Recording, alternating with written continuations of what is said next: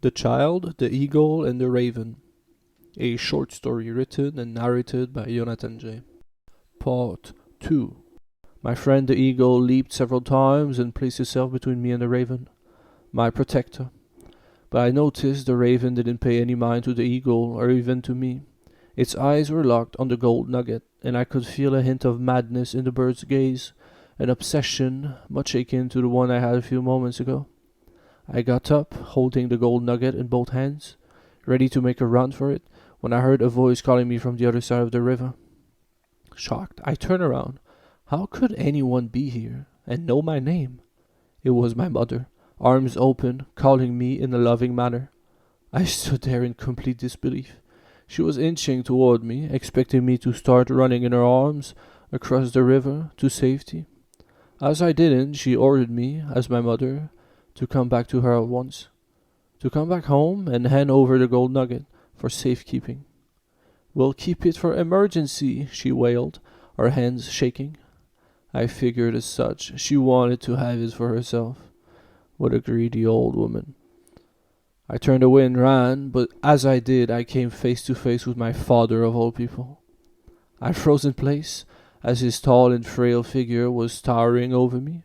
He was standing there in the tall grass, cleaning his dirty hands with his handkerchief, the shadow of a rictus on his face. He held out his left hand, not saying a single word, expecting me to simply hand over the gold nugget, no questions asked. Behind me I could hear the distressing sounds of a death match between the eagle and the raven. I couldn't turn around to help, for I feared father would lunge and grab the gold nugget from me. I kept my eyes on him, and I carefully walked around him, aiming for the forest I came from. Father crossed his arms and fell on the ground, on his knees. His sobbing broke my heart. He was crying and pleading to the sky about how he doesn't deserve such a child as me, and mother joined him in his plea. I stood there looking at them, guilt rising in me akin to a dam breaking, its water swallowing everything. I was about to give father the gold nugget at last, and apologize when I saw his eyes quickly turn toward me. He leaped, hoping to grab the treasure from me. He slipped on the grass and came face to the ground, moaning there, as I ran away once more, disillusioned. What a greedy old man. I was growing tired of all this fighting and running. I just wanted to make it to the forest and make my way to town in secret, as a fugitive. I gave myself a few seconds to take a breather, looking back toward the river. The eagle and the raven were engaged in a dogfight, while father and mother were cursing the sky. What nonsense! I started running, but I stumbled and fell. The gold nugget sent flying in the air, falling a few feet away from me, a loud thud. I looked, and to my horror a hand was clutching my foot, and others were rising from the ground all over me.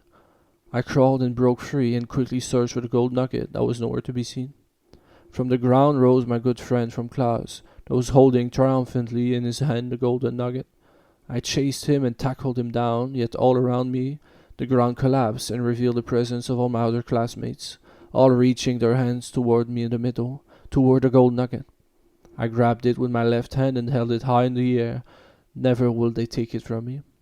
We were all being swallowed by the earth as they were chanting their maddening chant, "Not fair, not fair." What terror I felt as the ground closed in around me, their hands crawling up my body toward my treasure that I held up so high, and at once I couldn't breathe. I panicked and screamed. I heard a soft, familiar voice amidst the chaos.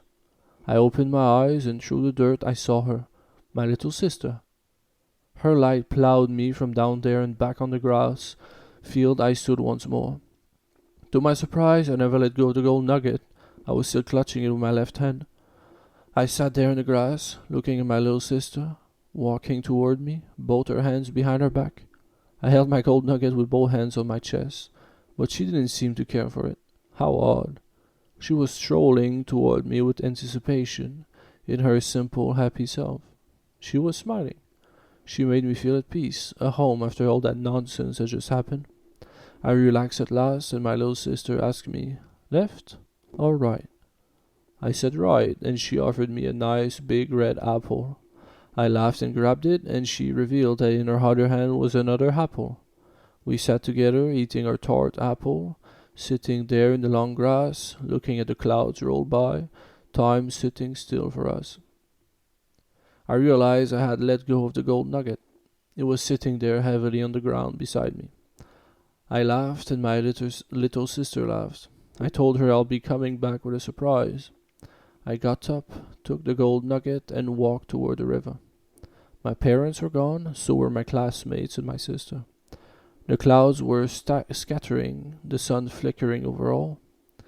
On the river's shore, I held the gold nugget in my hand.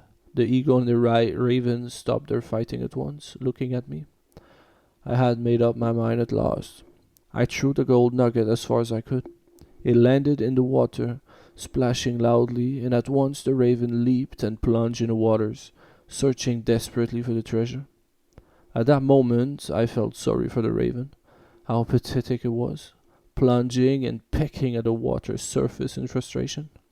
I turned around, freed at last, when I heard the blackbird croak and panic. I kept walking away toward the forest at last, toward home, empty-headed. At the edge of the forest, I turned around and saw down there, on the shores of the river, my great friend the eagle, standing victorious over the raven, holding in its beak one of its black eyes.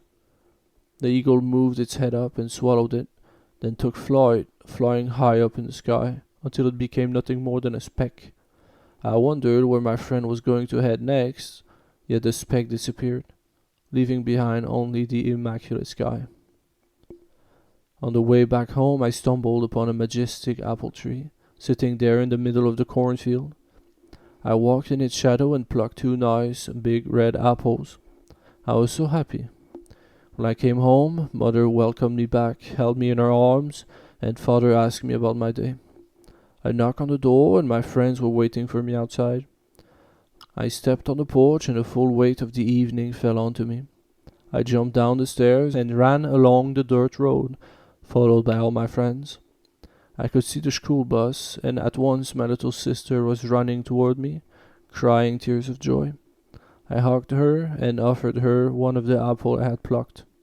We laughed, and at last I felt that this life wasn't so bad after all.